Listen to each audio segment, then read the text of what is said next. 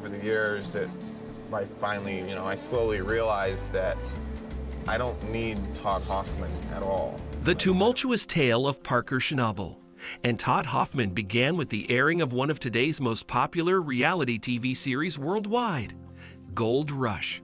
Entitled Gold Rush Alaska, in its first season only, the show focused on multiple mining families who traveled across the U.S. and Canada in search of gold, usually following up on reports of massive deposits, hoping to hit the jackpot.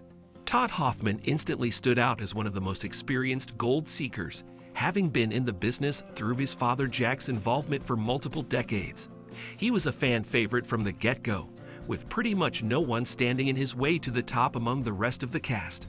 Parker Schnabel's grandfather, John, started the season alongside Todd, but he wasn't much competition at all. Instead, push would come to shove in the second season, when John stepped down in favor of his grandson, having a very keen nose for business, and of course gold. Parker was really good at getting high yields, regardless of where he went. The same fortune didn't follow Todd, who evidently had to work much harder to end up with the same haul, actually often less. This wasn't an issue initially, as both of the miners focused on their own gig. However, throughout the few interactions that Schnabel and Hoffman had early on, it was clear that they wouldn't get along further down the line. One such example was apparent when Parker approached Todd about buying new equipment, as his operation was expanding and they didn't have the machinery to back it up, while Todd's was ostensibly getting worse by the day. In the video uploaded by the Discovery Channel on 21st August 2013, Parker can be seen heading over to Todd's headquarters in an attempt to strike a deal that would greatly boost his enterprise. Todd, on the other hand, doesn't seem too eager to engage in this interaction, starting out with a conceited Parker Schnabel and a troubled look at the younger competitor. Parker simply approached with, "Hey Todd, how's it going?" They immediately got down to business, as Parker said, "I actually came down hoping to talk to you about some of the equipment you have up north. You know, I need a wash plant." Todd simply replied with, "All I have is Little Blue." Hoffman was referring to a barely functional wash plant that he used earlier in the season, with which he barely saw any gold at all. Disappointed with how poorly the machine performed, he pretty much left it unattended under the elements, hoping to someday put it to any kind of use, even if just scrap metal. He was thus pretty lucky to have Parker come asking for exactly that, at which point he asked, "What's your offer?" "I'm not gonna shoot a number. It's up to you." While this may seem like a kind and friendly gesture, it's actually a well-known strategy in sales, which the salesman will use to gauge the initial offer of the buyer and immediately ask for a higher price. However, Parker's offer appeared so generous that Todd just outright accepted. The younger miner said, "I brought 25 ounces, 700 grams of gold. That's more than what it's worth, I think." With an offer equaling $46,000 in real value, Hoffman didn't think twice about agreeing, just saying, "You know what? I'll take your 25 ounces." With the wash plant secured and potentially profitable business conducted, Parker still had yet another offer to make, though this time he'd offer almost no value for it. He said, "Now I'd like to talk about a dozer," to which Hoffman immediately said the D10. You know, there's nobody in the world that's 18 years old that owns a D10. You know that. Parker explained that he doesn't currently have the funds required for this purchase, but tried to strike a bargain in a different way. Hoffman wouldn't budge, saying, "There's no way in hell that I will grant or lease that machine." Desperate to boost his business, Schnabel asked, "What do I have to do to get it? I mean, give me a shot."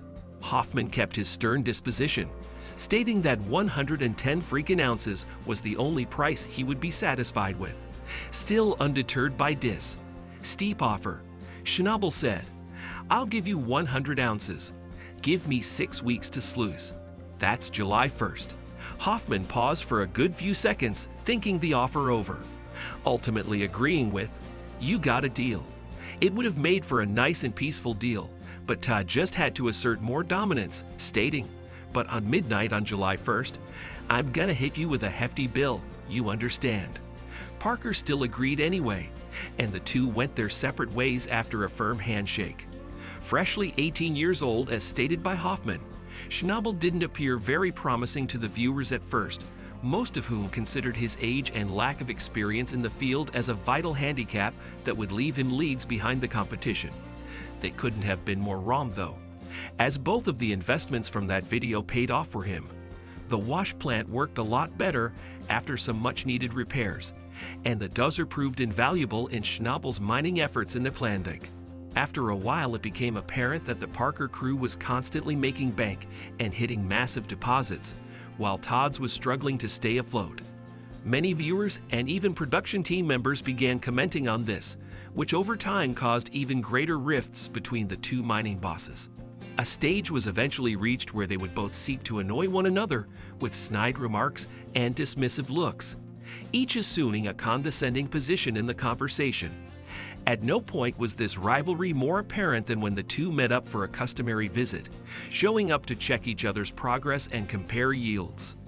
In the meantime, Todd was also selling various items of equipment and a number of other useful items that he no longer had a use for, so told Parker, "I got a hell of a yard sale going on. You need anything?" The younger miner came there for a reason, so of course he was interested in buying something, thus asking, "What do you want for that excavator?"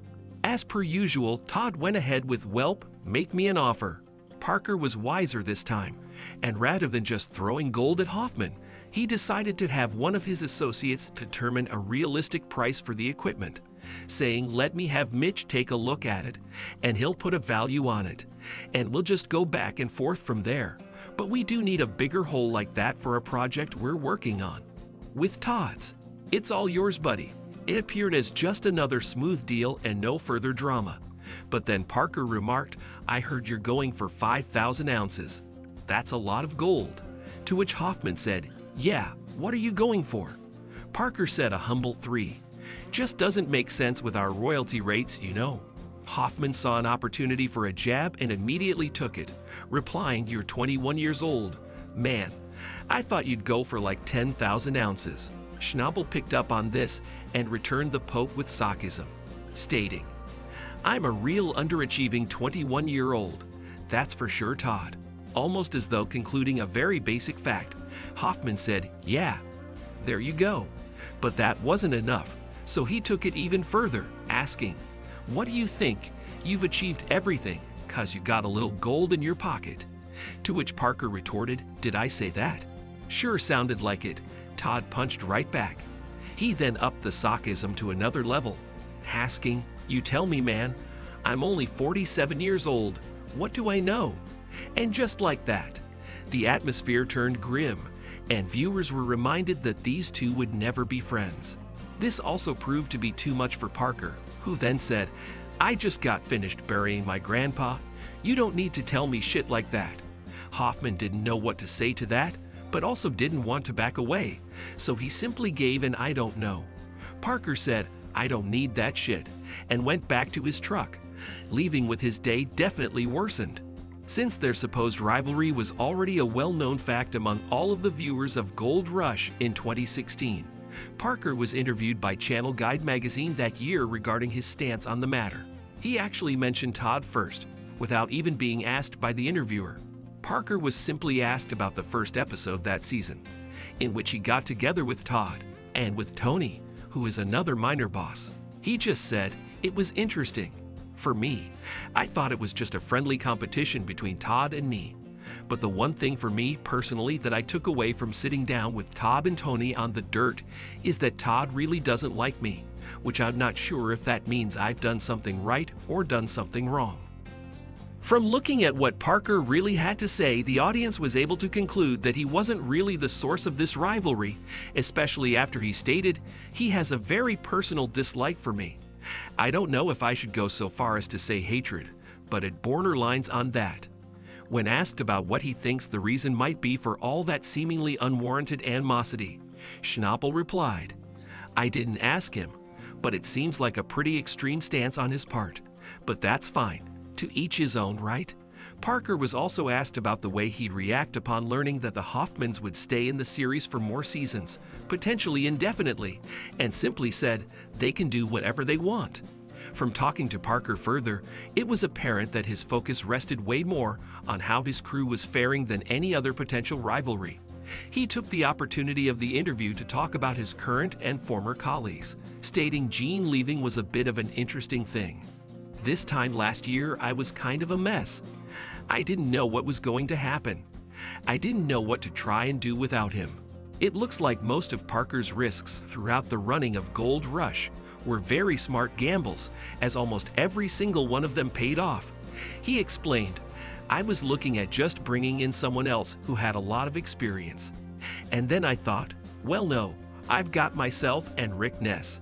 Rick is an amazing foreman. He's a great guy, and he wanted more responsibility. And I decided why not trust somebody I've worked with for several years. It's the best decision I've ever made. Further on, he had nothing but praise for his crew, stating, he did a great job. Rick's a great guy, very good worker, very smart and dedicated. The thing about Gene leaving is that it gave us kind of our imagination back, to be able to try new things and change things up, bringing those conveyors on board and Goldzilla. And the way we got set up was very unique. Finally, he revealed how teamwork made the dream work, and ended the interview on a very positive note, saying it's combining a lot of different ideas that people have to move dirt and sluice different ground. Once we got that established, we saved and made a pile of money. Todd, on the other hand, didn't show the same type of team spirit and benign focus, taking the time out of his interview to mention Parker when he wasn't even asked about any competitors, but about where he stood on the plan that his father entered the business with in 2011, meaning to become a millionaire along with his son. To this question, Hoffman replied, well, sorry I can't say, but I'll tell you this, my team. My guys get more gold and are paid the best probably than any of the workers in the Klondike. They might show Parker giving a little bit of gold here and there. I give out as much as I can to my guys. We just live. In conclusion, even though it appears as though Todd is to blame for most of the beef that ever took place between himself and Parker, the audience has long since forgotten about all that since the Hoffmans left the series in 2008 and haven't returned. They are still involved in the various Gold Rush spin-offs, but it looks like they're just not coming into contact with Schnabel anymore. What are we wagering? 100 ounces? Todd and Parker have a $100,000 bet on who will get the most gold. Yeah, sure. Happy to take your money. Thank you for spending some time with us. Make sure to like and subscribe so you never miss another video. We also handpick these videos, which we recommend you watch next. You can talk to us on all social medias or ask a question in the comments below. Thank you for being with us, and we'll see you back tomorrow.